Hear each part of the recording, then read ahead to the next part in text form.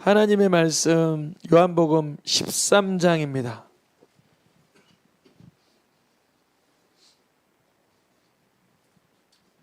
요한복음 13장 34절, 35절 두 절의 말씀입니다.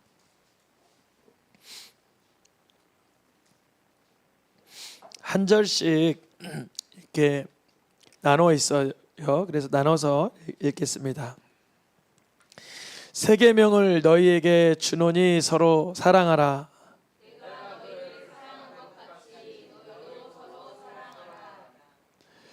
너희가 서로 사랑하면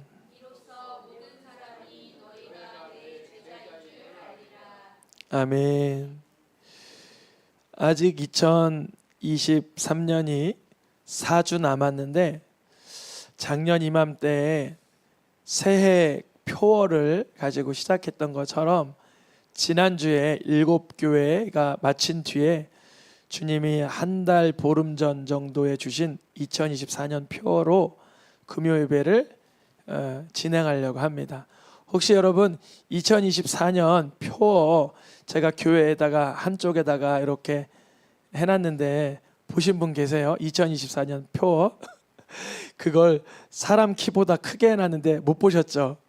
그게 왜 그러냐면 보던 데 있어야지 보지 않던데 이렇게 세워놔도 그게 뭔지 모르고 이렇게 풍경으로 지나가더라고요. 근데 세워둔 지는 벌써 한 2주 됐어요.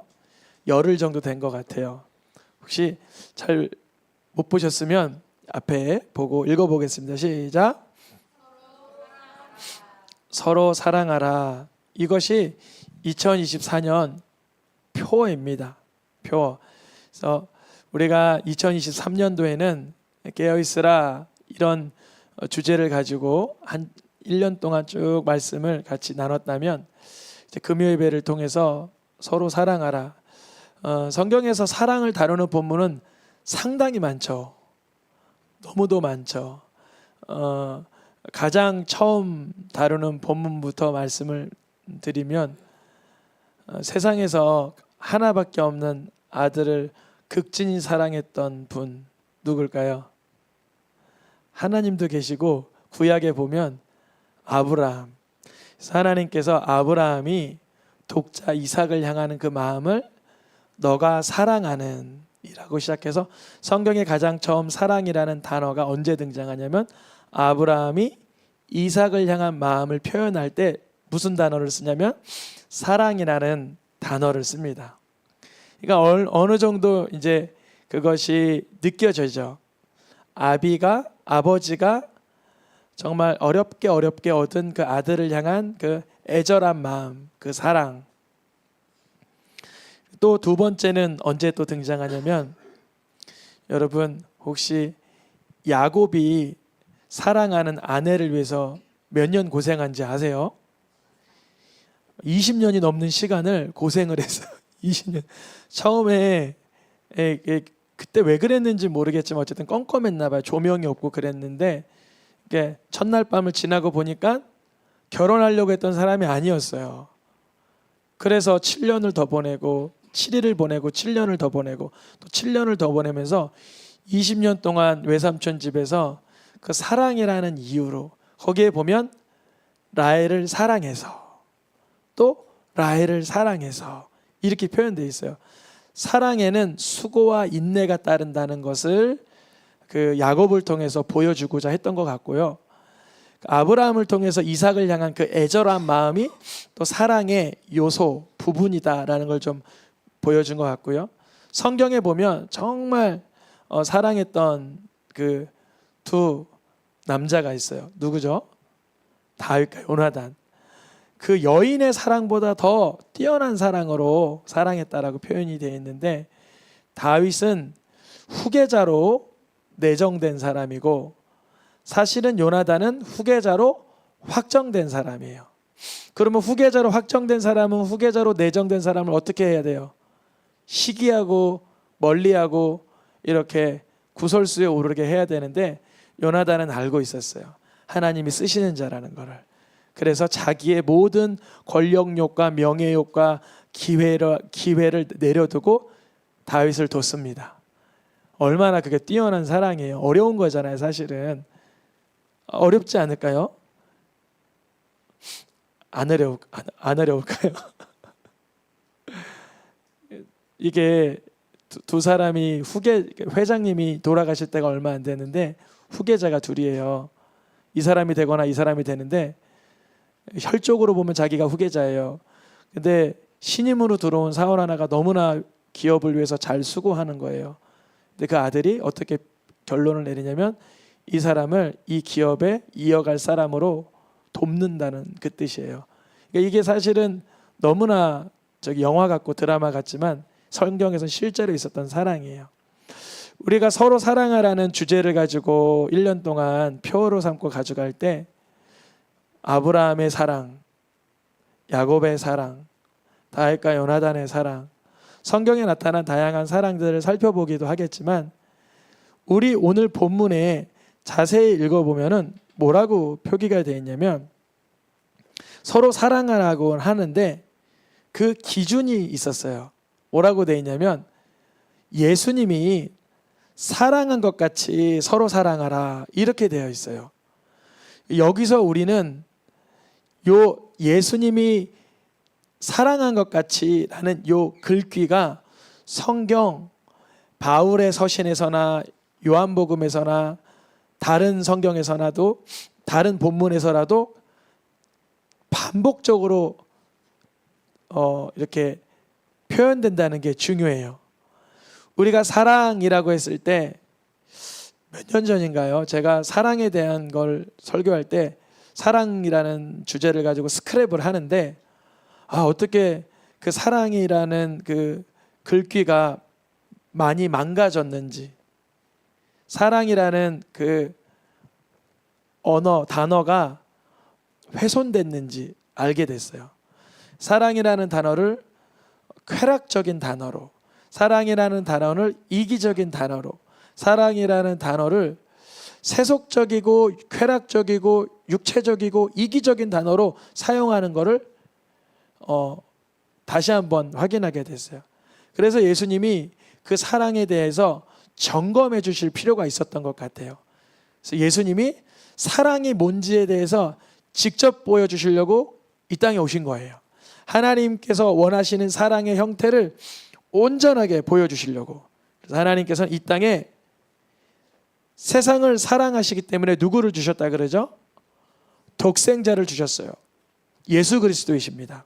하나님이 예수님을 주신 까닭은 우리를 위하여 죄가 없이 자기 몸을 주실 구원자이시기도 하지만 또 한편으로 다른 표현으로 쓰면 뭐냐면 하나님이 예수님을 보내는 순간 하나님의 순도 100%의 사랑을 전혀 빠짐없이 훼손되지 않고 보여줄 수 있는 분은 누구밖에 없어요?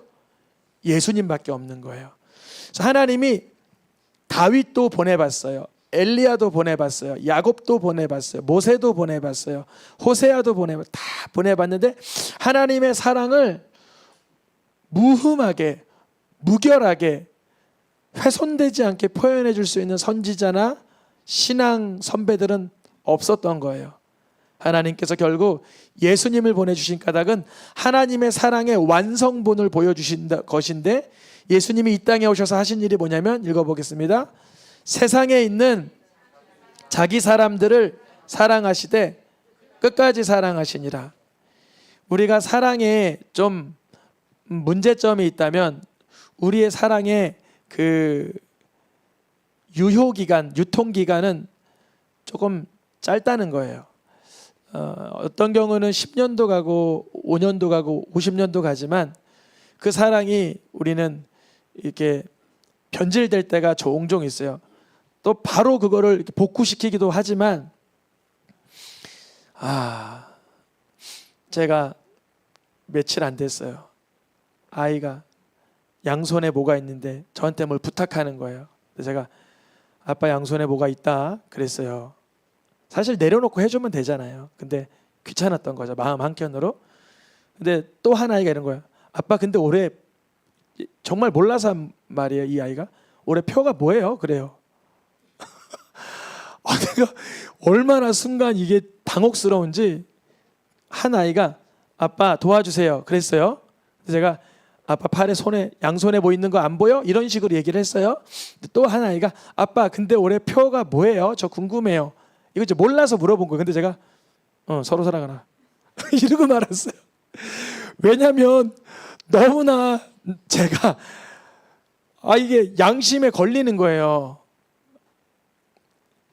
도와달라는 아이는 한 아이였고 내년 표를 물어본 아이는 또 다른 자녀였어요.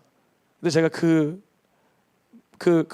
엉성한 마음을 가지고 지하 주차장까지 가는데 좀 몽롱했어요.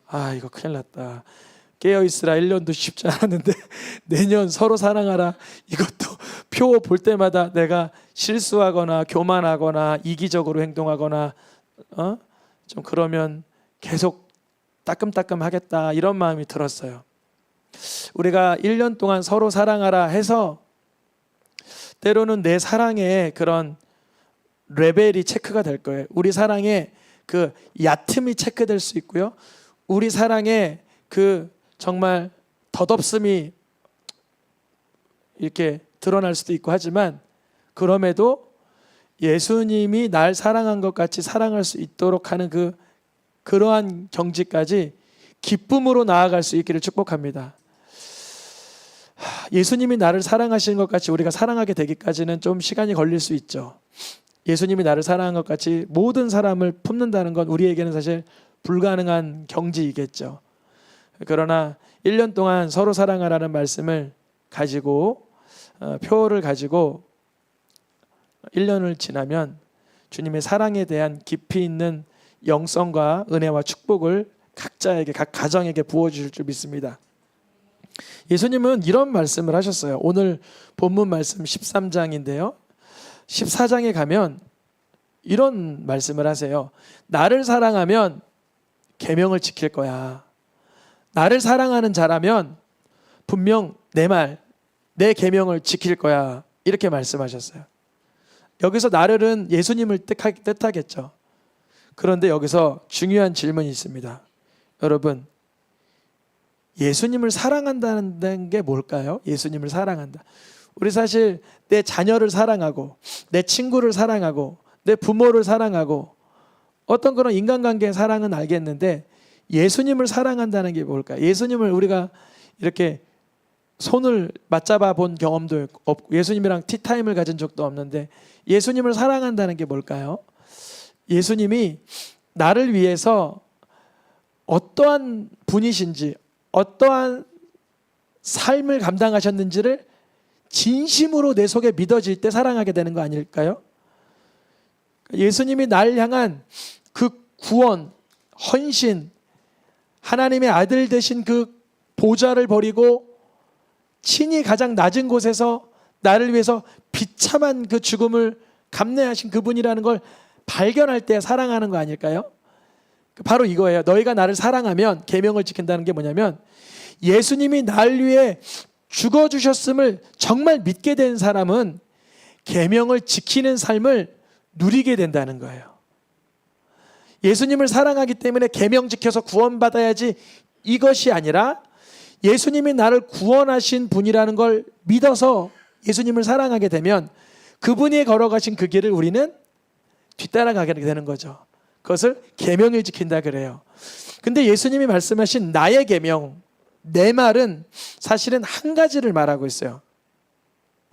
예수님은 계명이라고 말할 때 구약 레위기나 모세오경에서 말하는 전체 계명 하나하나를 단속하시려고 그 계명을 말씀하셨다기보다 이렇게 말씀하세요. 노란 글씨만 읽어보겠습니다. 노란 글씨만 붙여서 시작. 내 계명은 너희도 서로 사랑하라 하는 이것이니라. 쉽죠? 이웃사랑이구나. 예수님의 말씀은 이웃사랑이구나. 이렇게 생각할 수 있어요. 그런데 단서가 꼭 붙는다 그랬죠. 예수님은 아까 13장에서도 같은 말씀을 읽었고 나중에 바울 서신에서도 에베소서에서 똑같은 말씀 나오는데 가치라는 거예요. 가치. 그러니까 어떤 수위에 맞게 사랑하라는 건데 예수님이 나를 사랑한 정도의 수위로 사랑하라는 거죠. 그러니까 우리는 사실 서로 사랑할 때 어떻게 사랑하냐면 기브 앤 테이크로 사랑하는 게 보통 80점 정도예요. 80점. 주는 만큼만 사랑해도 몇 점이라고요? 80점. 부모님이 나에게 주신 사랑만큼만 부모에게 효도하면 그건 90점인 거예요, 사실은. 100점 만점에 사실은. 근데 우리는 거의 그렇게 잘 안 돼요. 내리사랑이라고 아랫사람이 아무리 윗사람을 사랑하려고 해봐야 축복은 위에서부터 아래로 흘러가게 돼 있어요. 그래서 그게 바로 장자의 축복이라는 거예요. 그거 거스를 수가 없어요. 그러니까 장자의 명분을 누리는 사람은 정말 사랑을 많이 해요. 정말 축복을 많이 하고요. 그러면 그게 내성이 돼버렸어. 내 속 사람이 돼버렸어요. 계속 흘려보내고 싶고 섬기고 싶고 사랑하고 싶은 사람은 장자의 축복을 마음껏 누리고 있는 거예요. 예수님은 근데 그거를 내가 너희에게 축복해 준 것 같이, 내가 너희를 살려놓은 것처럼, 너희가 날 알지도 못할 때 사랑한 것 같이, 우리가 예수님을 알지도 못했는데 그분이 우리를 전심으로 사랑했잖아요. 우린 그럴 수가 없죠. 나를 좀 알아주면 조금 더 사랑할지 몰라도 나를 아예 몰라주고 나를 오히려 이렇게 곤란하게 하는 사람을 어떻게 사랑합니까 우리가? 그러니까 예수님이 나를 위해서 내가 태어나기도 전에, 내가 어떠한 선한 행위를 하기도 전에, 내가 하나님과 원수 되었을 때, 하나님 앞에 연약하였을 때, 하나님 앞에 죄인 되었을 때 이미 나를 위해서 자기 몸을 주신 것을 알면 예수님을 사랑하게 되고 그 사랑한 것 같이 우리가 사랑하려고 나아간다는 거예요. 그게 바로 예수님의 계명입니다. 다른 말씀, 오늘 읽었던 본문의 말씀 읽어보겠습니다. 노란 글씨만, 새 계명을 주노니 서로 사랑하라. 너희도 서로 사랑하라. 같은 구조죠. 사랑하라고 계명을 준다고 말씀하시는데 그 기준, 그 커트라인, 그 넘어서야 될 기준이 예수님이 나를 사랑한 것 같이라는 게 예수님의 기준이었다는 거죠. 그래서 예수님은 이 땅에 사랑의 기준이 되시려고 딱 오신 거예요. 그러니까 사랑의 기준으로 오신 예수님을 만난 사람은 세상의 사랑이 얼마나 헛되고 인스턴트 같고 패스트푸드 같고 정말 손 뒤집는 것 같고 변질되는 것 같은 거를 알죠. 그래서 거기에 소망을 두고 근거를 두지 않고 예수님 사랑에 소망을 두죠. 예수님 사랑에 능력을 두죠. 예수님이 날 사랑한 것 같이 사랑하게 되는 삶을 살아가게 됩니다. 그때 사람들이 우리들의 모습을 볼 때, 예수님의 사랑같이 사랑할 때, 우리 사랑하면 사람들이 우리를 좋게 볼 거야, 우리를 그래도 귀하다고 여길 거야, 그 정도가 아니라 우리가 예수님이 나를 사랑한 것 같이 서로를 사랑하려고 수고할 때, 읽어보겠습니다. 노란 글씨만, 이로써 모든 사람이 너희가 예수님 제자인 줄 알리라. 우리가 세상 사람 정도의 수준으로만 사랑하면 뭐 나쁘지 않네 이렇게 볼 거예요. 나쁘지 않네? 뭐 저기 가도 뭐 손해는 아니겠어. 근데 우리가 정말 기적적으로 너희가 서로 사랑하면, 어떤 기준으로? 예수님이 나를 사랑한 것 같은 기준으로 서로 사랑하면 저 예수님 제자다, 이렇게 들통나 버린다는 거예요. 나 그리스도인이에요, 나 크리스찬이에요 얘기 안 해도 우리가 예수님의 사랑으로 사랑한다면, 근데 그게 만만치 않다는 거죠. 저도 도와주세요 그러니까 양손에 들려있는 거 안 보여? 이런 마음이었다는 거죠. 근데 올해 표어가 뭐예요? 그때야 뜨끔해가지고 하나님께서 나에게 뭘 요구하시는지 1년 동안 잘 귀 기울여야 되겠다, 이런 생각이 들어왔다는 거죠. 에베소서에서도 사도 바울이 바울 서신에서 뭐라고 말해요? 노란 글씨 말겠습니다. 너희도 사랑 가운데서 행하라. 그러면 세상의 사랑이나 교회의 사랑이나 그 차별이 없지만 그 앞에 뭐라고 돼 있어요? 또다시 똑같이 너희를 사랑한 것 같이. 누가? 그리스도 예수께서. 예수 그리스도께서 나를 어떻게 사랑했느냐가 많이 경험돼야 돼요. 많이 경험돼야 돼요. 그러니까 사탕을 친구에게 도무지 안 주는 친구에게 사탕을 친구에게 주게 하는 방법이 있어요. 사탕을 정말 많이 주면 돼요. 얘가 감당할 수 없을 만큼 많이 주면 돼요. 하나 줘봐요, 내 거야. 2개 줘요, 이것도 내 거야. 3개 줘요, 이것도 내 거야. 10개 줘요, 내 거야. 100개 줘요, 이것도 내 건데. 1000개 줘요, 너 좀 가져가라. 너 좀 가져가라. 이렇게 되는 거예요. 우리가 도무지 사랑 못할 존재이고 이기적이고 개인적이고 자기중심적인 인생이지만 예수님이 나를 얼마나 사랑하는지를 흠뻑 적셔들면 그때 사랑할 수 있는 거예요. 우리도 어렵지 않아요. 그러니까 이렇게 기도하면 돼요. 하나님, 나 사랑하는 거 알려주세요. 이처럼 세상을 사랑하사 독생자를 주셨으니 자기의 사람들을 사랑하시되 끝까지 사랑하셨다는 예수님의 사랑이 뭔지를 나에게 많이 부어주세요. 그러면 이전에는 막 이렇게 노력했던 사랑의 그 역량이 이제는 부어지는 사랑으로 너희가 믿으면, 예수님을 믿으면 그 배에서 뭐가 흘러나간다 그래요? 생수가 내가 생각지도 않은데 생수가 흘러나가요. 내 주위에 막 사람들이 모이고요, 와서 막 사랑받으려고 막 뭐 행동을 하지도 않는데 예수님의 사랑이 부어지면 흘러나가게 하시는 줄 믿습니다. 이걸 가지고 2024년 1년 동안 금요예배를 통해서 여러 주제를 가지고 사랑으로 종노릇하고 뜨겁게 사랑하여 죄를 덮고 요한계시록에서 말하는 피 흘리는 사랑, 잠언에서 말하는 사랑, 사랑의 단계, 뭐 여러 가지 주제를 가지고 한 달 한 달씩 이렇게 1년 동안 서로 사랑하라는 주제를 통해서 이게 사랑이 가까이 있는 것 같은데 때로는 사랑이 너무나 익숙해가지고 그냥 있는 듯 없는 듯, 마치 저기다 표를 세워놨지만 풍경이 되는 것처럼 우리에게도 그렇게 너무나 굳은 살이 돼버릴 때 있어요. 2024년 1년 동안 주님 서로 사랑하시라는, 사랑하라는 표를 주셨으니 예수님이 나를, 그리스도께서 나를 사랑하신 것 같은 사랑의 그 유능한 사랑, 탁월한 사랑을 누리게 해달라고 함께 사모했으면 좋겠습니다. 이 시간 찬양하며 기도하겠습니다.